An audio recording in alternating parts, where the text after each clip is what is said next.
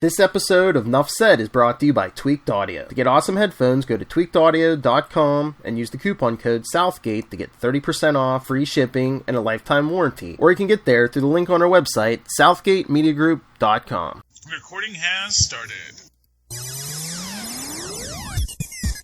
Hello and welcome once again, my friends, to the podcast that never ends. This is Superconnectivity. I'm your host, Charlie the Professor Esther, and with me as always is the blue-eyed bomber from the Burger Pits. Fill me and Perich. Philip, so glad you joined me again. And I say this is the podcast that never ends because even when it ends, we leave you with thoughts that will haunt your dreams. So, speaking of which, let's talk about the elephant in the room. Zeus! Oh, yes. I was going to say, we got a couple castings this week. Yeah, Russell Crowe's going to be Zeus in Thor Love and Thunder. Here's my thing. Is this I'm forgetting his name now.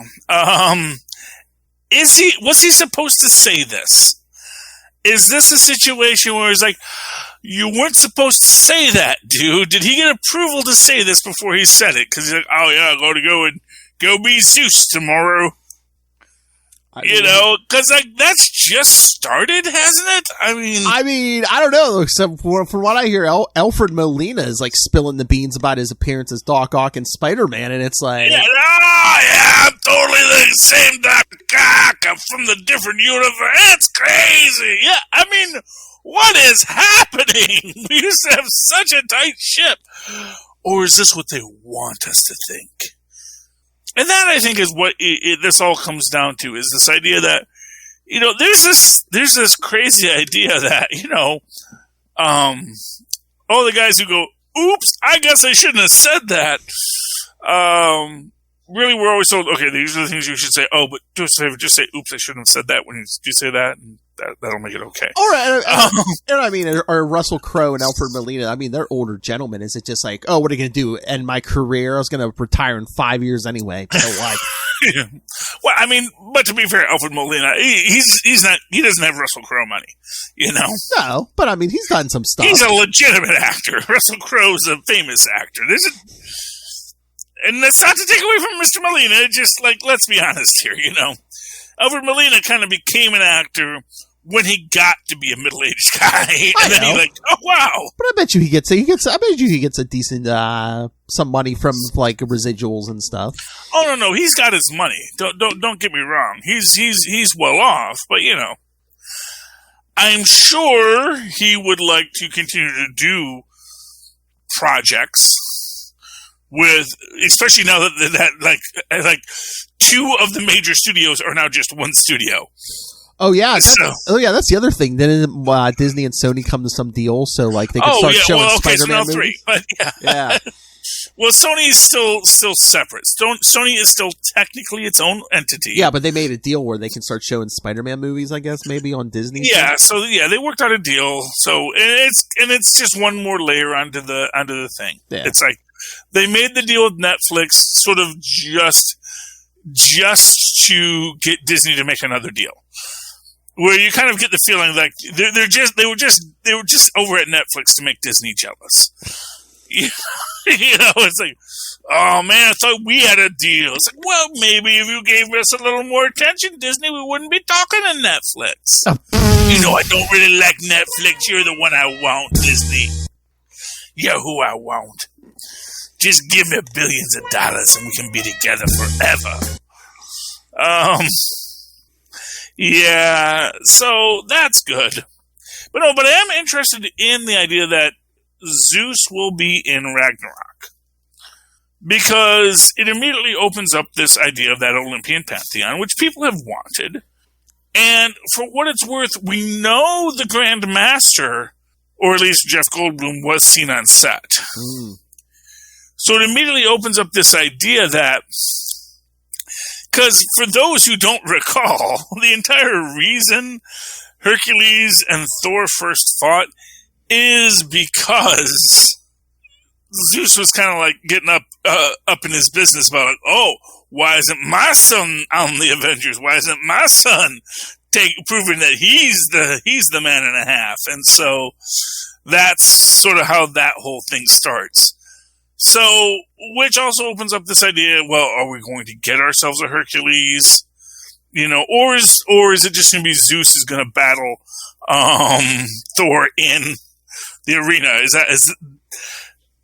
There's so many things that could be going on in this. Well, that's what I was going to say. Are they bearing the lead by announcing Russell Crowe? It's like, it might get some more people to watch, Russell Crowe fans, but then it's like, hey, let's throw out a Zeus, and then, we'll keep the Hercules thing a little quiet for a while.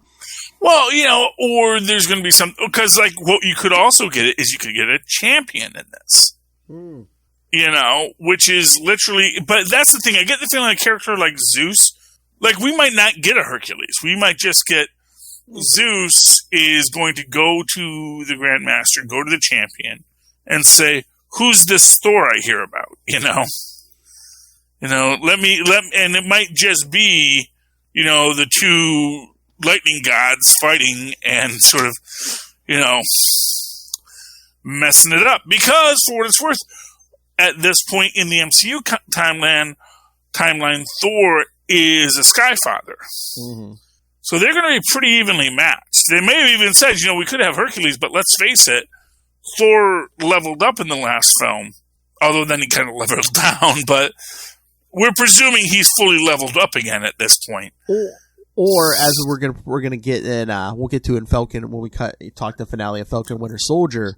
Is Val putting together her own Avengers team? Is John Walker going to be her Captain America? I think there's like a second Black Widow coming out of that movie, and then are we going to get a Hercules to fill in that Thor slot, or an Ares? Oh, if we go full Dark Avengers, there you go. I mean, that's the thing. And I've always liked their depiction of Ares in Dark Avengers because they really took him out of the villain mode and just made him, no, I'm the god of war. War is not a nice thing. And everyone wants to think about Athena's war of generals. And that is the difference between Ares and Athena. Athena is the goddess of the war of generals. Ares is the god of war of soldiers. And if you have a guy like John Walker, who is a soldier, it is about maybe building that Avengers that are soldiers that say, we go to make war. And we go to where the fight is. Because when we get to Falcon and Winter Soldiers, it's an interesting story as we dissect it. We get a nice redemption arc for our John Walker in this. He shows up and nobody gives him beef. He's got his little Party City shield. I mean, are they afraid to give him beef? I mean, he did bludgeon a guy. He did bludgeon a guy to death on. What it is they know he's on their side. And to put it to you super simply, they've been working with Zemo this whole time. Yeah. You're going to tell me somehow John Walker is less cool than Zemo? Oh yeah, I was going to say. Besides Sam and Bucky, I'm like, who's going to get in Walker's face and be like, no, you can't be here. Yeah. Well, no, but still, it is this idea Sam that they just busy too. integrate him in, and that is the thing. It's like they are. This goes into what is going to be arguably our next phase. When we get to the raft, when we get to what's next. Oh yeah, because same day the finale come out, they already announced we're getting Captain America 4 movie, kids. Oh yeah, and that is going to be Steve, or not? It's not going to be Steve. It's going to be Sam. Yeah, because as we know, Steve's on the moon. That was. I thought he was on the moon. He's on the moon, yeah, because they even get they do a nice little reference back. That's not Captain America. Captain America's on the moon. You know what I was thinking? What if that's like literal? What if he's with Fury? I mean, yeah. I mean, that would be the logical take for it. That he's part of that next level thing. He's gone. He's not easily reachable. Or I mean, hell, I mean, he was 106 years old. I mean, he might be in a hyperbaric chamber waiting for us to see if Chris Evans ever comes back. Yeah, you know. Well, you know, he could be, or you know, the next actor who looks enough like Chris Evans to call it a day. You know, I mean, that's the thing. You know, what they're doing with Cap is meant to be left open because. Oh yeah. The whole point is, and here's the thing, even if Cap just said, no, I'm going to Florida, don't bug me anymore. I'm old. Leave me alone. I am actually 243. I know I look old, but I've been traveling through time for the last 200 years. Okay? I have fought a billion demons, and you got no idea what I've seen.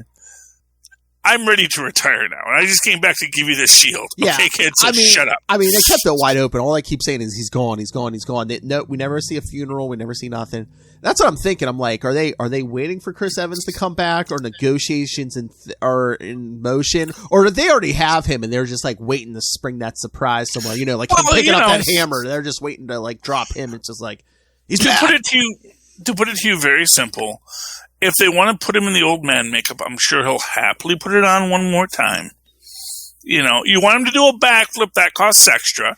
You know, do a flip. By the way, is it just me, or did the guy who says that's Captain, is that the same guy? That's not the same guy, is it? What?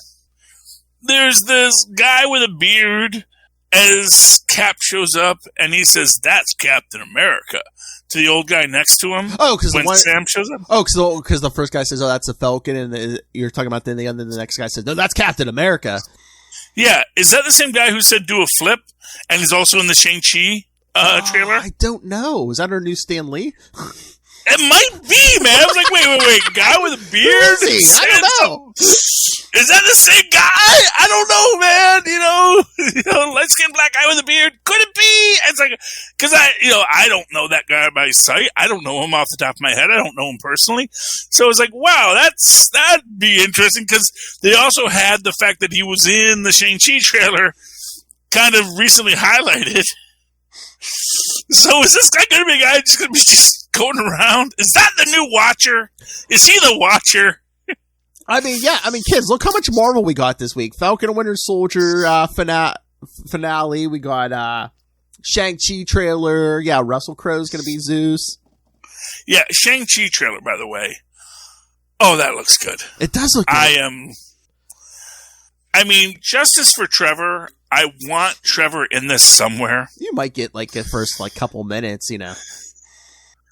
Because that's my thing on this whole thing. The whole thing with Trevor. It's like, oh, is the Mandarin really going to execute him because he's some dupe who called himself the Mandarin? It's like, I'm sorry, there's a whole line of oranges named after you. Maybe you shouldn't take it so personal, you know? And literally, he is literally just the dupe. That has to be the scene. Like, towards the beginning of the movie, he locks Trevor, in a cell waiting for his execution, and then, by the end of the movie, Shang-Chi defeats Mandarin or whatever, and he has to retreat. And then just, one of the end credit scenes is just Trevor, knocking on his cell door. Hello? Is anyone still there? Hello? Well, no, see, because that is my take on Trevor. It's like, he is a guy with skills. Good or bad, right or wrong, he has skills. How do we know he wasn't a spy for the real Mandarin? Who knows? Or, I mean, that goes a little too deep, but they could still pull it off. Yeah, well, they might have said originally he was a spy, but he kind of went off the reservation. I don't know, maybe too much drink or something, because... No, I actually think he's just a guy who's really good. This is why I really felt they needed to have him be in... They really needed him to be the power broker. Not because he was the power broker, but because he's the kind of guy who, if he showed up and was talking to you and being Trevor Slattery, would make you think, I could have you killed right now if I desired. And you would accept that as reality. And that is the thing. He has a skill set. I could totally see the Mandarin looking at a guy like this and saying, you know what?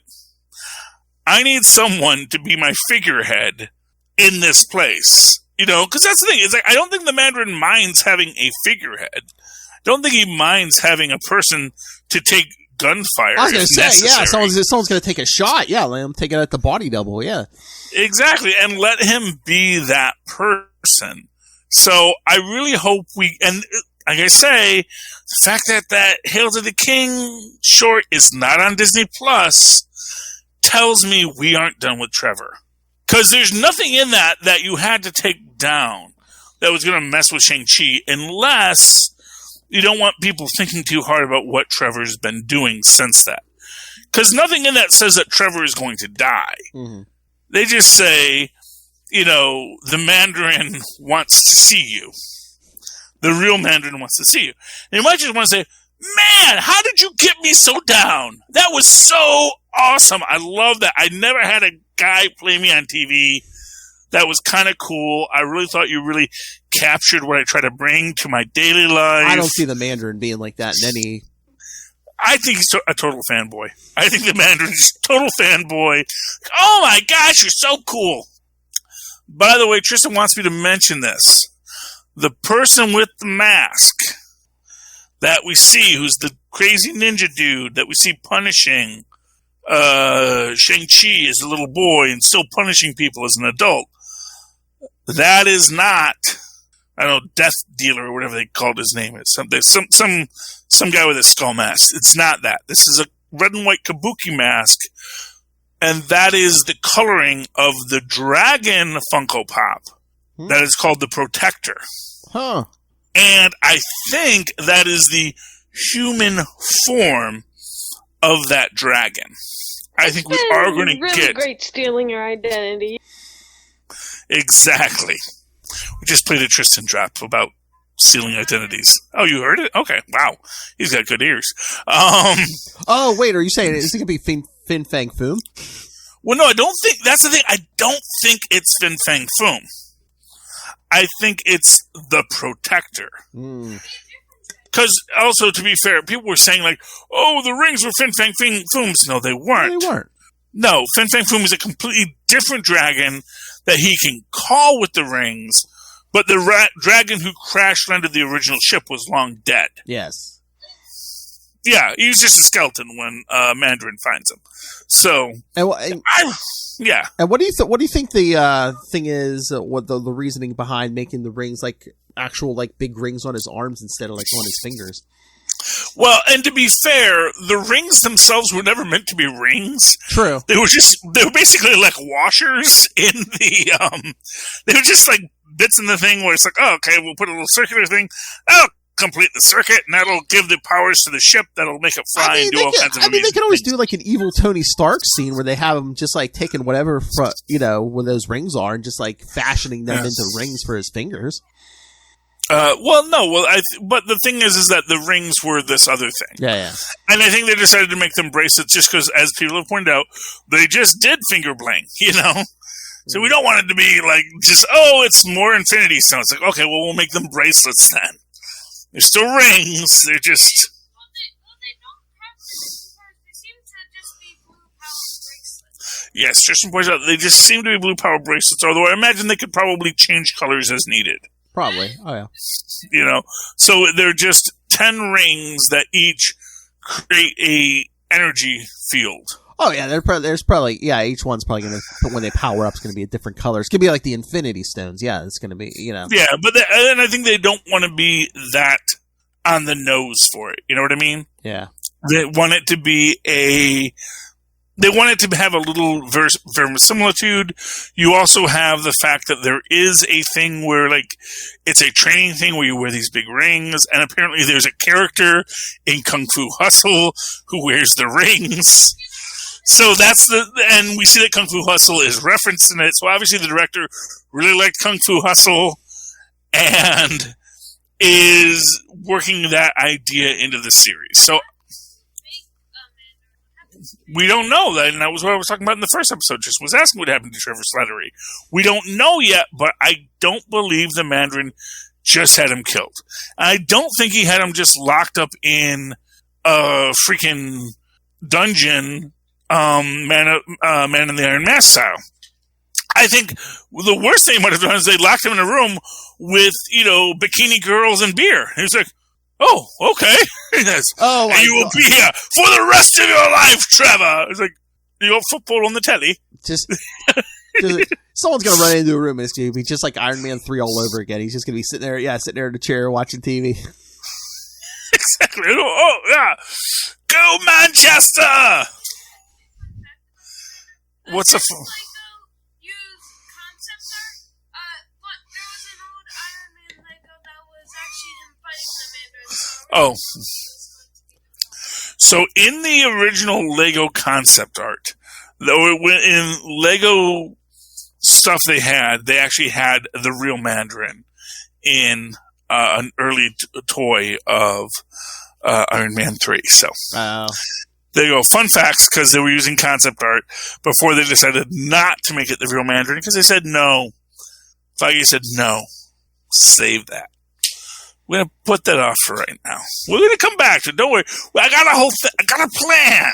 Feige's got a whole plan. Oh, yeah. But yeah, so Awkwafina and Simu is in this. I think it's Simu. I think that's how you pronounce his name. But yeah, I think Awkwafina is going to be the new what's his face from Ant-Man, Louise. Something like that. Well, first of all, Awkwafina. Well, you see, that's the thing is like Awkwafina has had a great show in Nora from Queens.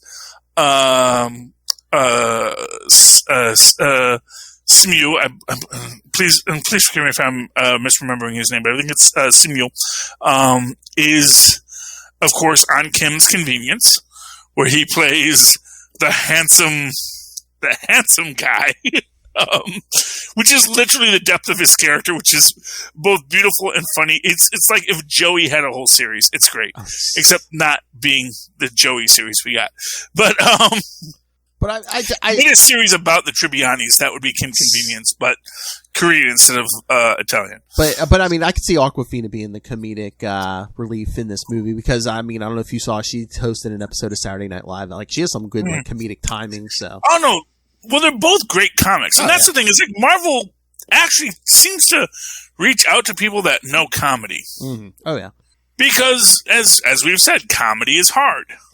Getting people that can do dramatic stuff, it's relatively easy, as Trevor Slattery has showed us, but that to do the comedy, to have the timing, that's the hard part. And I mean, even look at Falcon and Winter Soldier, like our new shadowy figure, the Contessa, it's Julia Louis-Dreyfus, who's been known for mostly comedies.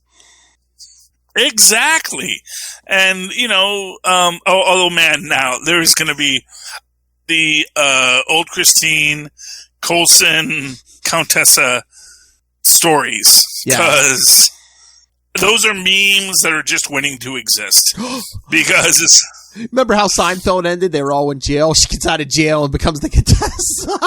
Or no, she goes to Veep and... Well, no, because my actual thing is I think there's going to... I mean, if there was ever a time to bring back Coulson, Robo Coulson, Max Coulson, or alternate timeline Coulson, whatever you want, I don't care. That's the thing. It's like you don't have to keep 100% continuity of Agents of S.H.I.E.L.D. post time travel. Yeah. But don't act like it didn't exist, And if we can get a Coulson, Contessa scene, and it's going to be like, Contessa?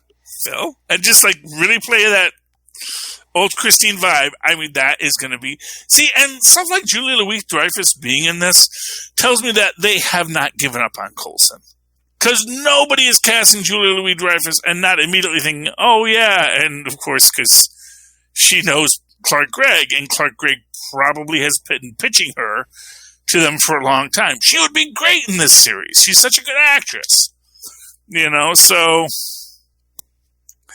Yeah, and so I'm waiting for that eventual... That's the thing. I don't think you can deny that to the fans. No. If we can get a freaking Snyder cut, we're going to get a Countess and Phil meet. We're release going the to Coulson cut. Backstory. And Yeah, man, there is so much going on in this whole Falcon Winter Soldier. Although the only season of Falcon Winter Soldier we will ever get, Oh yes, because as the spoilers, as the end title card said, Captain America and the Winter Soldier. Yeah. Although I'm just going to throw this out here right now. Did you notice that in this episode, Bucky has a red-colored shirt? No. Yes, you only see it briefly because you have to get the light because it's a very dark color. But he is wearing a red-collared shirt with the blue the blue tack vest. He is dressed in classic Bucky garb. Nice. And I'm going to just tell you right now, that next season, that's going to be Captain America and Bucky. I thought maybe he would do a name change, just because he's killed under that name, the Winter Soldier, and that's the one Hydra gave to him. But I thought maybe he would either go White Wolf or, what I was thinking, it's like, what if season 2 was like Captain America and Nomad? What if he became Nomad? No, I think it's going to be Bucky, because honestly, I think that's who he is. And I think that was actually even this thing where you can call it, where I think it's going to be him re-embracing being Bucky. Oh, that's going to be funny when he tells everyone he call him Bucky, and they're just like, is that your name? He'd be like, no, my name is James. Don't you people know anything? Bucky's his nickname. Yeah. Because I'm James Buchanan Barnes. Yeah. Well, shouldn't you just be Jimmy? He said, no, Jimmy's a stupid name. My name is James. But, they wanted a short name, and, because my middle name is Buchanan. That was just weird to people that I had a name like Buchanan. Even in the 1940s, it was like, really? Buchanan? Oh, my God. Well, we're just going to call you Bucky. On my way home today, I started listening to Kevin Smith's interview with Ed Brubaker. Mm-hmm. He brought him back, he said, because he was, a big fan of, the Bucky, of Bucky, he read, the old comics, and, he got, when, what was it, Tales of Suspense became Captain America 100. He's like, as a kid, he's like, I thought maybe Bucky got killed off in Captain America 99. So he went to see, he said, in some Comic-Con as a kid, and he's like, he wanted Captain America 99. And they're like, no, he got, Stan Lee just did that in Avengers 4, so he wouldn't have to bring in a sidekick into the modern age. He's like, you can't do that! He's like, if I ever write that book, I'm bringing back Bucky, which he did, and then he was all worried before it hit the stands, because he was just like, he's like, oh, people are gonna hate this, He's like, even Stan Lee didn't bring Bucky back, I can't be Well, Stan Lee, for what it's worth, actually did sometimes feel that death should occasionally have consequences. Big deaths should be important, Uncle Ben's still dead. Uncle Ben, and, Gwen Stacy is still technically dead. Original Gwen Stacy, yes. Yeah, we get alternate universe, 20 years younger than old man Peter. Which is also kind of like the creepy Peter Gwen thing, where it's like, you're an old dude, Mr. Parker, and I get that, I knew a Peter Parker in my universe, and you guys do look a little alike, but, you're 100, and I'm 18, and that's not cool. Yeah, but they're not dating or anything. It's just, and for what it's worth, Peter's not even into that, because it's I actually have a grown-up woman named Mary Jane that I'm actually kind of pining for, But it was weird because you died because of me, and it's you feel guilty about that kind of thing. Which is, that's the thing, and that was the thing with Bucky. It's it wasn't so much that, it's that he died. Oh, anyway, but, yeah. But then, Sam got Isaiah. Well, we went to see Isaiah Bradley again, and got him that exhibit at the Smithsonian. Yeah, which was, man, that was short order. Man, I tell you, that is where damage control and super tech comes into handy. Yeah, I need a bronze statue of this guy. No, you've never heard of him. Here's some ultra classified files. And for what it's worth, the Smithsonian, totally full of scientists and lore people. Oh yeah, no, we totally want to hear all this story. Yeah, and then you give us, there was another Captain America. Absolutely, we're going to write this down. We were going to have an exhibit for you in a week. Mm. In a week, Sam. And that was nice. And it was nice that it's and again, it's Cap, which is he's gone. No one knows what happened to him after that. Maybe he's on the moon too. Honestly, that's going to be the cool thing, is get Chris Evans and I'm blanking on his name now, the actor playing Isaiah. But just both of them on the moon. So, we got a place on the moon? Yeah, the moon, it's nice. It's nice. Yeah, don't go over there. That's where Maximus the Mad lives. He's like the one thing redeemable from the Inhumans, but he's still kind of a nut. So, we give him a wide berth. I don't know where the other Inhumans went, and quite frankly, I don't want to know. But I mean, they packed so much into this episode. I thought it was great. Like the first the couple like the fight scene. I'm like, man, is this episode almost over? And it was only like 20 minutes in, and I was like, in a good way. I was like, man, it's only been 20 minutes. I'm like, that's how much stuff have they done already? Sam fought Batroc. You know, Bucky's chasing down the other soldiers. John Walker showed up. Yeah, although I've noticed that they tend to do that. They have the big fight right out of the way. So, okay, here's your fight. You happy? Now we're going to talk. Okay. Now that we got your attention. Yeah, now that we got your attention.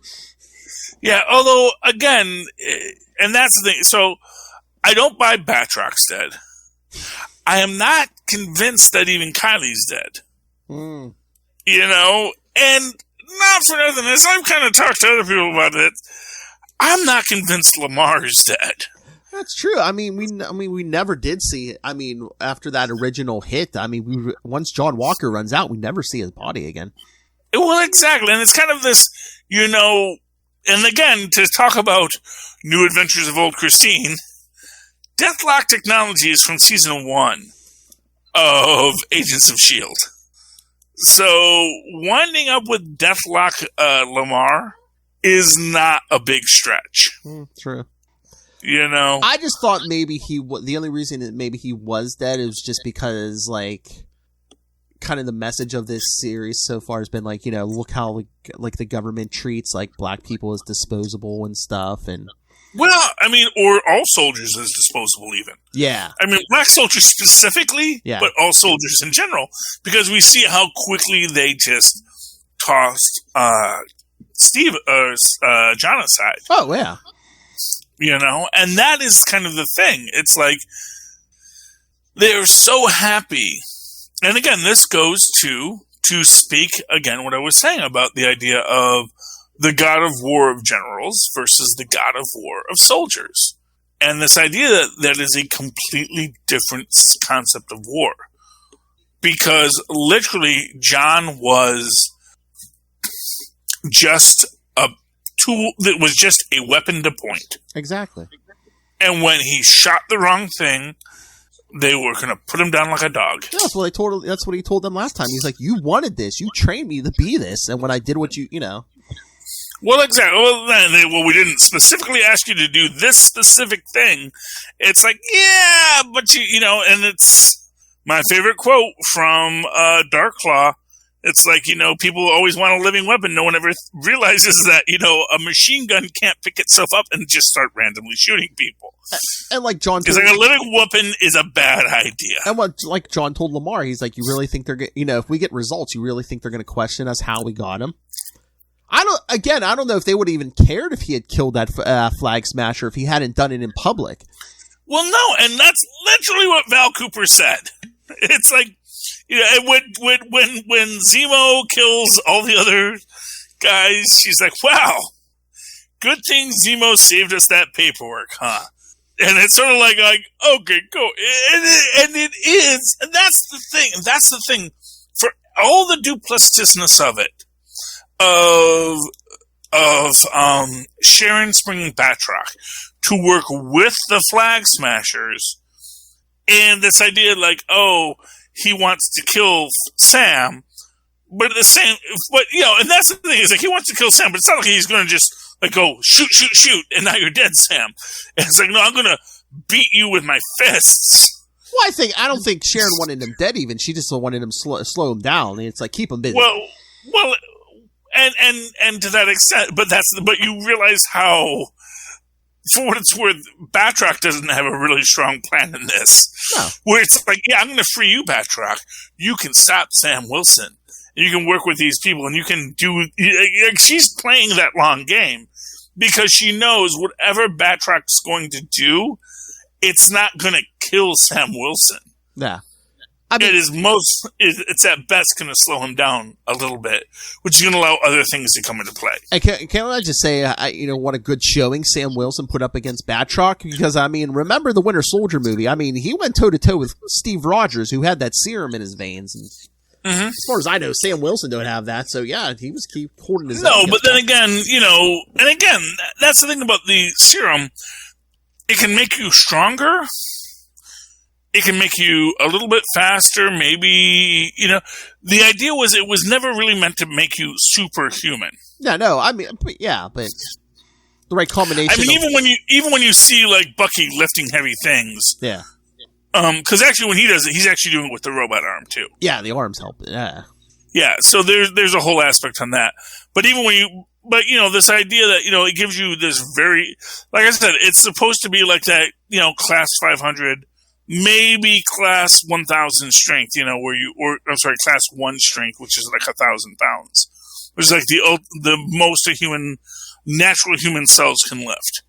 And the big thing about Super Soldier Serum is that it actually it shortens the re-up time so that you sort of don't feel the exhaustion in your muscles. Yeah, oh yeah.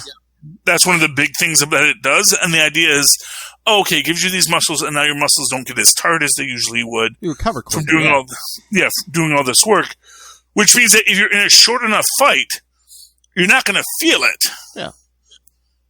Oh yeah. You got a lot more. It raises your stamina and everything. Yeah.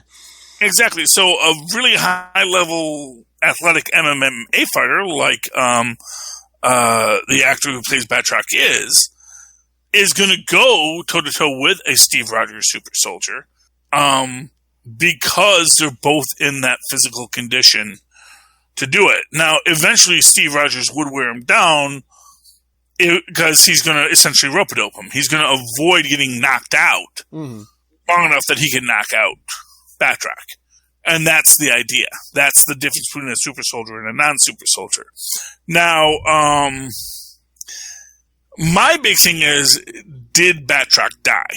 And I don't think he did. Because he's wearing a tack vest. Yeah. And we see Sharon Carter gets freaking literally shot, and she's fine. Yeah, she lives, yeah. And I think that he is too much of an asset to allow to get shot. Oh, yeah. And I think that him saying that Sharon Carter's the power broker is going to be about as effective as when Grey Gargoyle was trying to blackmail Moonstone about who the Dark Avengers were.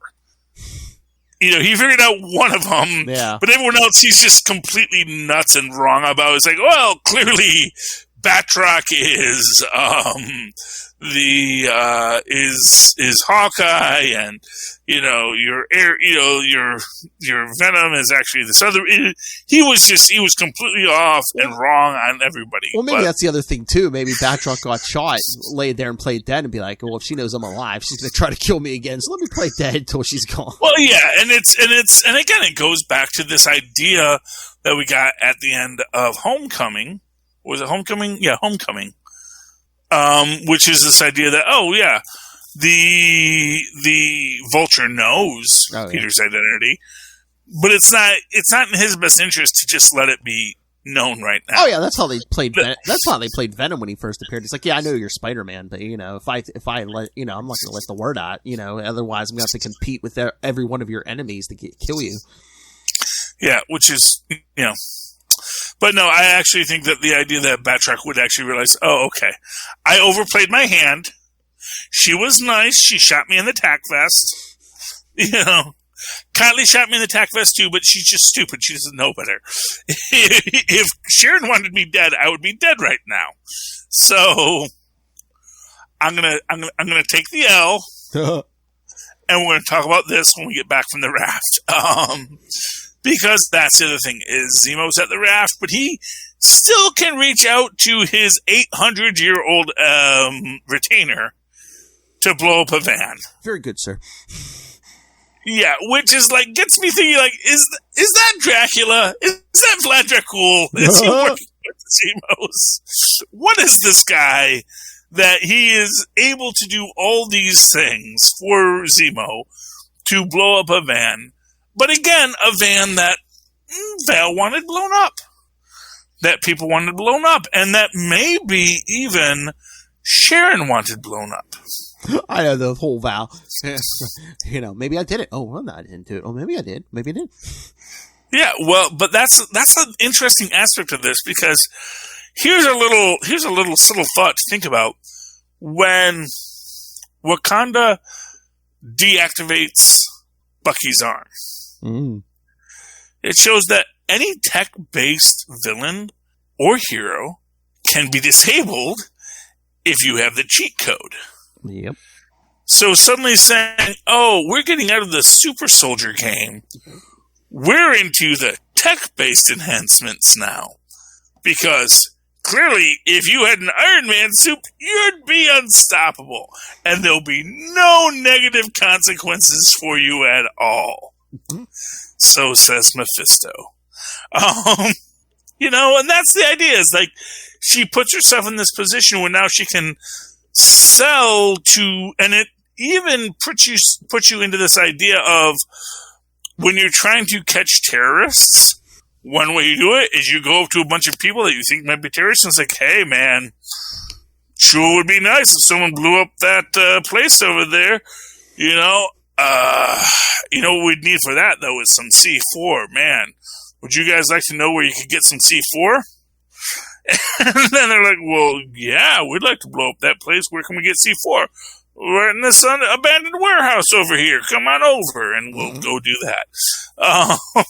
So, yeah. I'm still not convinced. Like, Sharon doing a heel turn is not bothersome to me because she's a spy. And Fury has done so many heel turns, and the Contessa has done so many heel turns, and Hydra and S.H.I.E.L.D. were always the same side of the same coin, because at the end of the day, they always had the same goal. Yeah, but how do we keep the world from blowing up? Yeah, but at the end, Sharon's talking about, we're gonna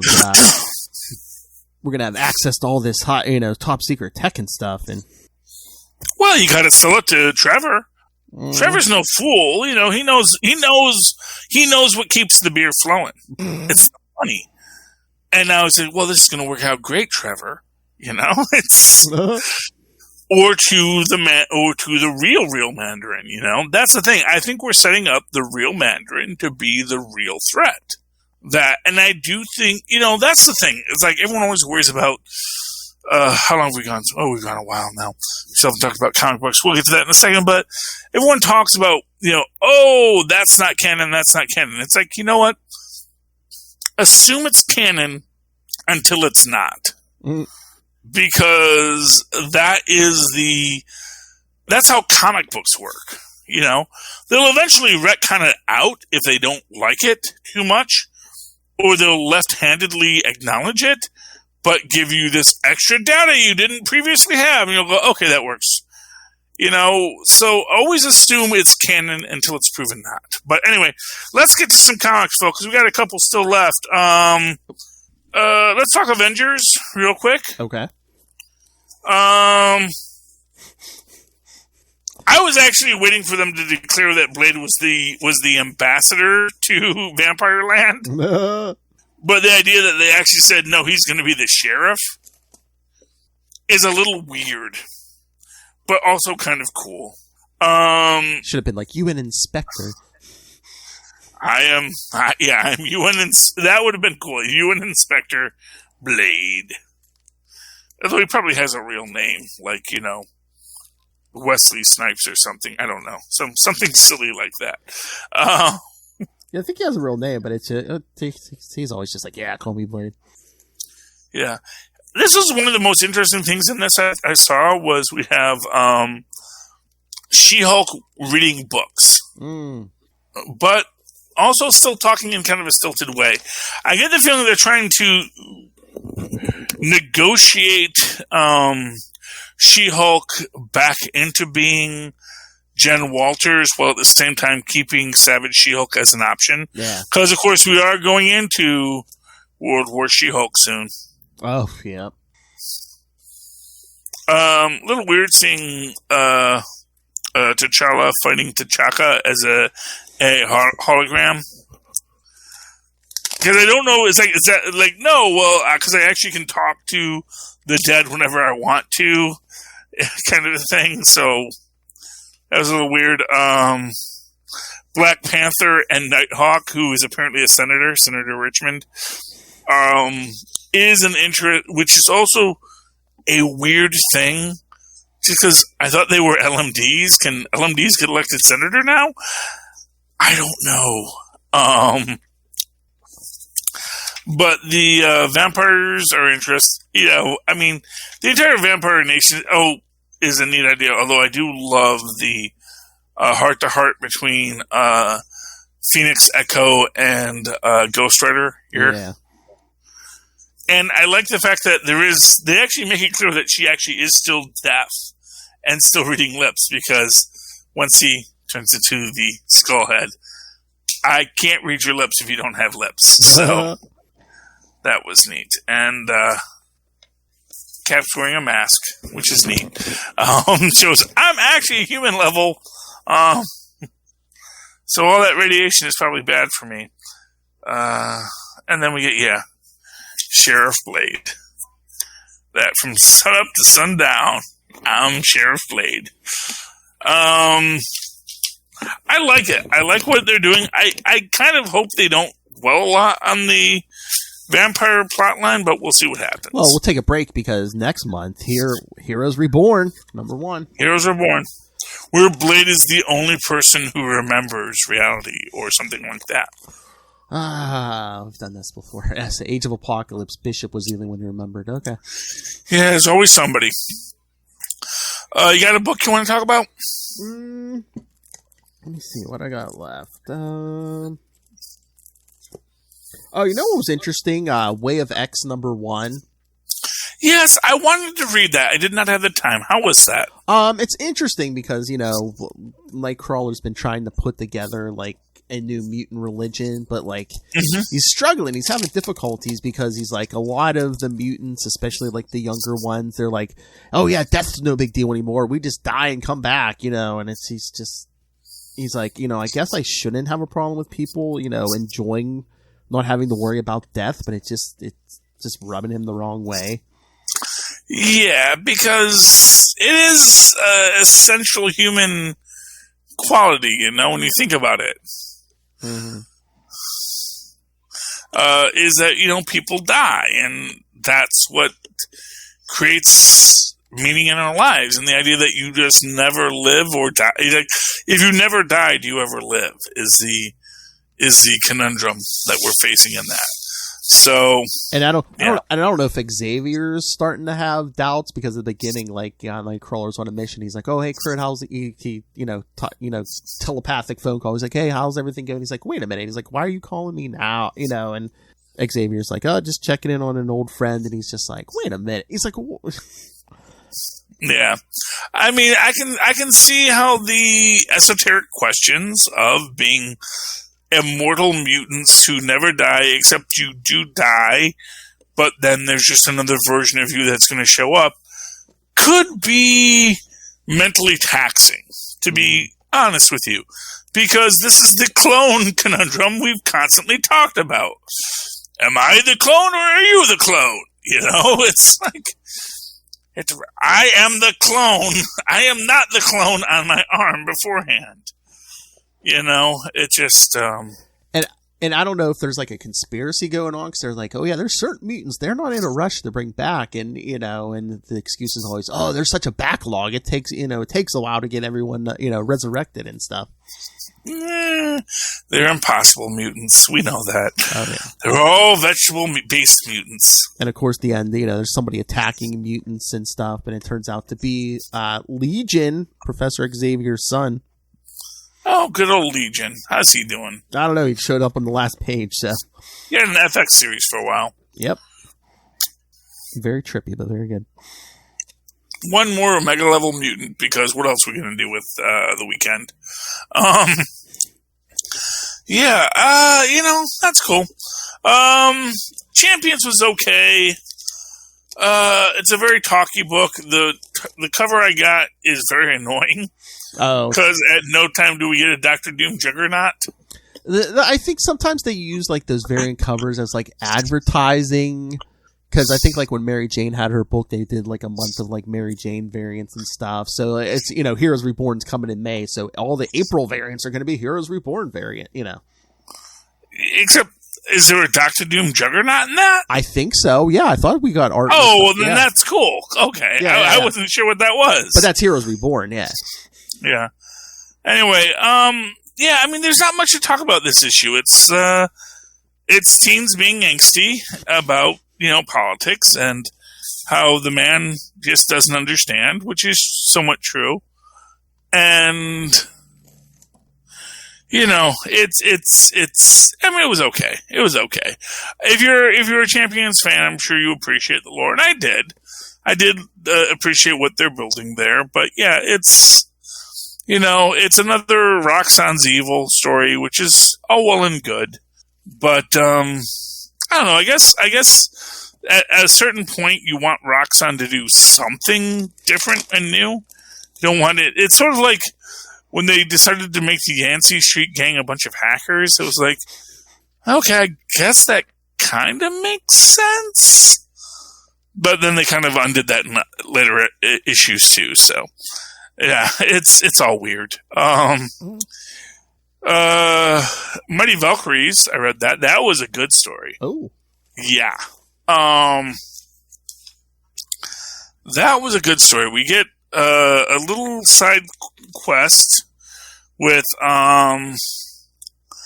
Jane Foster Valkyrie having to capture the Moon Wolf, which is actually Loki's grandchild, who's trying to kill him. Or at least maim him. I wasn't going to kill him. I just wanted to maim him a little.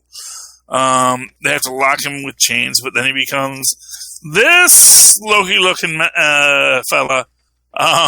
Sort of super goth Loki. So there's plot lines to be explored there.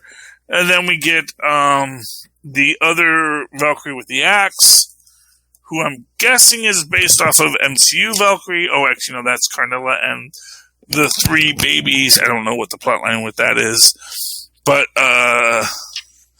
yes, so our MCU-style Valkyrie shows up, and she has to go to a planet with this Oracle, who actually, as it turns out, is actually like the real, true clairvoyant who's kept in a glass bubble. And has to answer these questions. I gotta imagine he's like some kind of elder of the universe, like the Contemplator, and he just knows the truth, but at the same time, no one ever asks him the right questions. But we do see that our Valkyrie does ask the right questions, and so he's all excited, and she's gonna bust him out. And that's going to be the adventure we see next issue. So I liked the Mighty Valkyries #1. Definitely want to pick up next month if it's not too heavy of a month.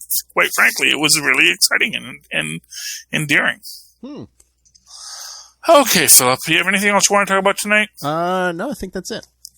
Okay, well, Philip, I hope everyone has enjoyed hearing us talk. Sometimes they don't. Sometimes it is a garbled mess, and not just because I'm bad at my job, but because they have purchased substandard headphones at the dollar store rather than going to tweakedaudio.com, where the simple coupon code Southgate upon checkout will save them money on high-quality audio gear. Likewise, some people enjoy our show because it stimulates their brain, but they still want their brain stimulated. So those people should go to hunterkiller.com, use the same coupon code Southgate at checkout, and get a discount on helping Michelle Gray solve a cold case. After they're done with that, if they've been so fully sated with good audio and good story, they should go down into the show notes, click on the Amazon link, go to Amazon, buy anything they want, because that'll be fun for them. And while they're there, they can check out Pod Life, the book written by the Southgate Media Group community to tell our stories, because our stories are important. And if you like podcasting, you might enjoy the book. And while you're there, since you've already clicked on the link at Amazon, Buy anything you want. Costs you nothing. Helps everyone else out. So do that. And if anyone does that and they want to talk to you, Phil, how can they find you? I can always talk to me and anyone else on the team. Just email us, capesandlunatics@gmail.com. I can find links to all of our stuff, social media, the YouTube channel, Patreon, merch, all of it at Linktree, linktr.ee/capesandlunatics. And, of course, you can always write to me in that old-fashioned email way. The Where Mothers and Fathers Once Did at superconnectivityblog@gmail.com. That's superconnectivityblog, all one word, at gmail.com. Of course, follow me on the Twitter as I live tweet whatever I want to, but really excited about possibly live tweeting the return of Stargirl, the return of Legends of Tomorrow, and most importantly, the eventual Powerpuff Girls gritty reboot with Chloe Bennett, Quake herself, coming back. So you can do that at Charlie Esser. That's CharlieEsser. Look for the 2 E's in the middle. For quality. Bing! Thank you, Maz. All right, Philip. So that's been another episode. I hope you all enjoyed it, you, our listeners. We enjoy connecting with you, and we certainly hope next week you'll come back and super connect with us again. Good night. Good night.